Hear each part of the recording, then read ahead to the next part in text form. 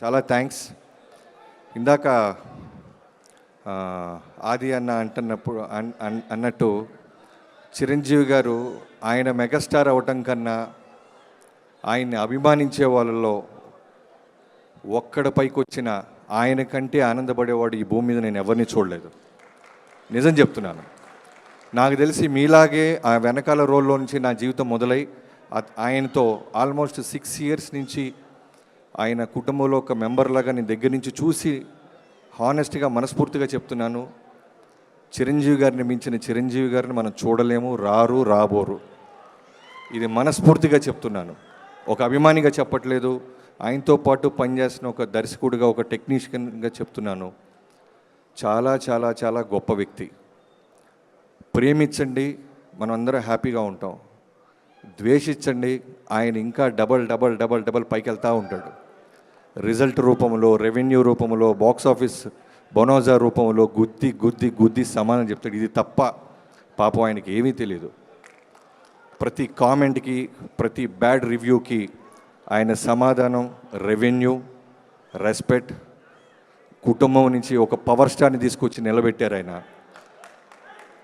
ఆంధ్ర రాష్ట్రంలో మనం అందరం చూస్తున్నాం, చిన్నపాటి జుట్టు కనబడిన కళ్యాణ్ గారిది, చిన్నపాటి షోల్డర్ గరిపినా ఊగిపోతుంటాం. అలాంటి గొప్ప పవర్ స్టార్ని మనకిచ్చిన మెగాస్టార్ ఆయన. నేను ఈ 158 ఫిల్మ్ పూజకి పవన్ కళ్యాణ్ గారిని పిలవటానికి అమరావతి వెళ్ళినప్పుడు నేను మా producer, one of the producer మన లోహిత్ గారు అందరూ వెళ్ళినప్పుడు, సార్ 2 daysలో మెగా 158 పూజ ఉంది సార్, మీరు రావాలి అన్నప్పుడు ఆయన కూర్చోపెట్టి జనరల్గా వాళ్ళ పిఎస్ వాళ్ళు మా టీంకి ముందనింది ఏంటంటే, సార్ చాలా బిజీగా ఉన్నారు, ఊరు వెళ్తున్నారు, ఒక 5-10 minutes సరిపోద్దా సార్ అన్నారు. చాలు సార్, అందుకంటే ఎక్కువ వద్దన్నాం. బట్ అలాంటి కళ్యాణ్ గారు 158 పూజగా రావాలన్నప్పుడు 2 గంటలు నాకు టైం ఇచ్చారు. కారణం ఏంటంటే, మా అన్నయ్యతో సినిమా ఎలా ఉండాలో తెలుసా బాబీ అంటూ ఒక అభిమానిగా ఆయన మాట్లాడినప్పుడు, నిజం చెప్తున్నాను, ఇది నా ఆడియో ఫంక్షన్ కోసం దాచుకున్నాను, కానీ మీ అందరి ఆనందం కోసం చెప్తున్నాను. మా అన్నని మీరు థియేటర్లో చూశారు, మా అన్న స్టార్డమ్ని, మా అన్నని ఫ్యానిజంతో మీరు, కానీ దగ్గరుండి ఓ 14 ఏళ్ల కుర్రోడి నుంచి చెన్నైలో మా అన్నని నేను చూస్తూ పెరిగాను బాబీ. మా అన్నయ్య కోసం వచ్చిన జనాల్ని, వాళ్ళ ప్రేమల్ని, వాళ్ళు లక్షల మంది వచ్చినప్పుడు తెగిపోయిన వాళ్ళ చెప్పులు మున్సిపాలిటీ వాళ్ళు వచ్చి 3 రోజులు తీసి లారీలు వేస్తున్నప్పుడు నేను దగ్గర ఉండేవాడిని.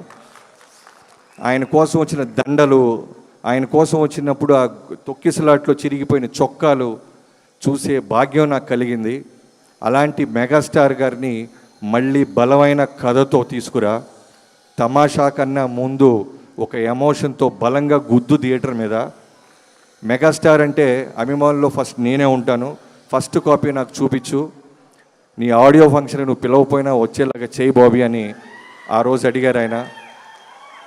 సో అలాంటి కళ్యాణ్ గారికి మాట ఇచ్చి మొదలెట్టాం 158. రేపు పొద్దున గ్లిమ్స్ రాబోతుంది, ఖచ్చితంగా రాసి పెట్టుకోండి. చిరంజీవి గారిని చాలామంది, మనం కోట్ల మంది పొగిడితే రజనీకాంత్ గారి లిరిక్ ఒకటి ఉంటుంది, 100 మంది తిడుతుంటే కోట్ల మంది పొగుడుతుంటారని అనిరుద్ధ్ చేశాడు. సో అలా అక్కడక్కడ కామెంట్స్ వస్తున్నప్పుడల్లా నాకు అనిపించేది, వాల్తేరు వేరయ్య నా ప్రేమనంతా నింపేసి రాసి కొడితే 250 కోట్లు కొట్టాం వాల్తేరు వేరయ్య. సో అప్పుడు కూడా అక్కడక్కడ చిన్న కామెంట్స్ చూసాం మేము. ఆ కామెంట్స్ కూడా సమాధానం చెప్తున్నాం 158 సినిమాతో. మెగాస్టార్ గారిని ఎప్పుడూ చూడని ఒక extraordinary mass angle, emotional angle. నాకు రుద్రవేణ్ అంటే చాలా ఇష్టం, స్వయం కృషి అంటే బాగా ఇష్టం, ఆపద్ బాంధవుడు అంటే ఇంకా ఇష్టం.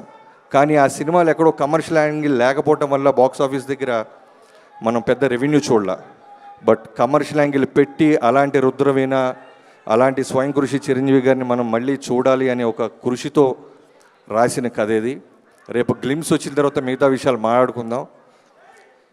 మెగాస్టార్ గారితో పనిచేస్తున్నప్పుడు క్లియర్గా అబ్జర్వ్ చేస్తే ఒకే విషయం అర్థం అవుద్ది, సినిమా తప్ప వేరే సెకండ్ విషయం ఆయన మాట్లాడు, ఆలోచించడు, స్పేస్ కూడా వేస్ట్ చేసుకోరు. నిజం చెప్తున్నాను, ప్రతి అభిమాని గురించి తెలుసు ఆయనకి. ప్రతి అభిమాని ఎక్కడో కష్టంలో ఉంటే ఫోన్లో మాట్లాడుతూ ఉంటారు. ఇందాక ఎవరో చెప్పారు, గబ్బర్ సింగ్ సినిమాలో ఒక వన్ ఆఫ్ ద ఆర్టిస్ట్కి ఇబ్బంది జరిగితే మొన్న ఒక కీ షాట్ తీస్తుంటే ఒక్క 2 minutes బాబీ అని పక్కకి వెళ్ళి ఫోన్ మాట్లాడొచ్చి ఆయన ఎంత డబ్బులు ఇస్తున్నాడో ఒక్కడు రాయడు, ఒకడు చదవమను, ఎవరు బయటికి చెప్పరు, ఆయన చెప్పమండు. ప్రతిరోజు ఆ చెయ్యి ఎంతమందికి చెక్కుల మీద సంతకం పెడుతుందో దగ్గరున్న నాకు ఒక్కడికే తెలుసు. నేను అన్నాను ఓ రోజు, అనయ్య దగ్గరున్నాను కాబట్టి నాకు సరిపోతుంది, మీరు ఇన్ని లక్షలు ఇస్తుంటారు, మీరు ఇటుపక్క అక్కడి నుంచి కళ్యాణ్ గారు ఎవరు మాట్లాడరేంటి వీరి గురించి అన్న. మాట్లాడటం కోసం చేయట్లేదు కదా సాయం అన్నాడు ఆయన.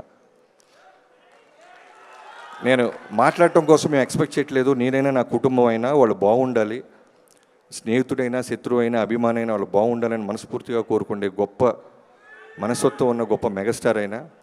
సో మ్యాక్సిమం ప్రేమించడానికి చూడండి. ఏమాత్రం చిన్న చిన్న మీ టైం వేస్ట్ చేసుకుంటే కొడితే బాక్స్ ఆఫీస్ కొడతానే ఉంటాడు. పవర్ స్టార్ని ఇచ్చారు, మెగా పవర్ స్టార్ని ఇచ్చాడు, ఎంతోమంది డైరెక్టర్లు ఇచ్చాడు, ఎంతోమంది కొరియోగ్రాఫర్లు ఇచ్చాడు, ఎంతోమంది యాక్టర్లు ఇంటికి పిలిచి మాట్లాడే అవసరం ఆయనకి ఏముంది చెప్పండి. ఒక చిన్న సినిమా హిట్ అయినా ఫస్ట్ ఫోన్ కాల్ అయిందే ఉంటుంది, ఇంటికి పిలుస్తారు. చిన్న చిన్న హీరోలే ఈ మధ్య మనకి టైం ఇవ్వట్లేదు, అలాంటిది ఎక్కడో ఉన్న వాళ్ళకి ఫోన్ చేసి మాట్లాడతారు. ఈ మధ్య ఇంకొక విట్నెసెస్ ఎవరో ఒక లేడీ యాక్ట్రెస్ చిరంజీవి గారిని కలవటానికి కుదరట్లేదు అని ఎక్కడో ఫీల్ అవుతుంటే ఎవరో చెప్పారు ఆయనకి. వెంటనే ఫోన్ చేసి అమ్మ క్షమించమ్మా, నా దగ్గరికి రావడానికి పలానా కాంటాక్ట్ నెంబర్ తీసుకొని రామ్మా అని ఇంటికి పిలిచారు. మొన్న మా యూనిట్లో మా కెమెరామెన్ గారి అసిస్టెంట్ ఒక అబ్బాయి ఉన్నాడు. తను కొడుక్కి రామ్ చరణ్ గారి మీద ఉన్న అభిమానంతో రామ్ చరణ్ పేరు పెట్టుకున్నాను సార్ అని కెమెరామెన్తో చెప్తుంటే విని ఆయనే మొత్తం డబ్బులు ఖర్చు పెట్టి వాళ్ళని పిలిపించి చరణ్ గారి చేతుల మీద ఆ అబ్బాయికి బ్లెస్సింగ్స్ ఇప్పించారు ఆయన. సో ఎన్ని పక్కన పెడితే ఆయన చెప్పుకుంటూ పోతే పుస్తకాలు సరిపోవు, రోజులు సరిపోవు. సో అలాంటి మెగాస్టార్ గారితో రెండోసారి పనిచేస్తాను. ఒకసారి ప్రేమతో నేను ఇచ్చిన ఫ్యానిజానికి పేరు వాల్తెరి వీరయ్య, రెండోసారి వస్తున్నాం మెగా 158. రేపు మా టైటిల్లో కొంచెం లీక్ ఆయన ఇచ్చారు, ఆ లీక్ మాత్రం నేను చెప్తున్నా, పూర్తి పేరు అది కాకపోయినా టైటిల్లో ఉన్న ఒక చిన్న భాగాన్ని ఆయన లీక్ రూపంలో ఇచ్చారు. తప్పకుండా చేస్తాను. నీకంటే నాకు ఎక్కువ ఉంటుంది తమ్ముడు కళ్యాణ్ గారితో చేయాలని.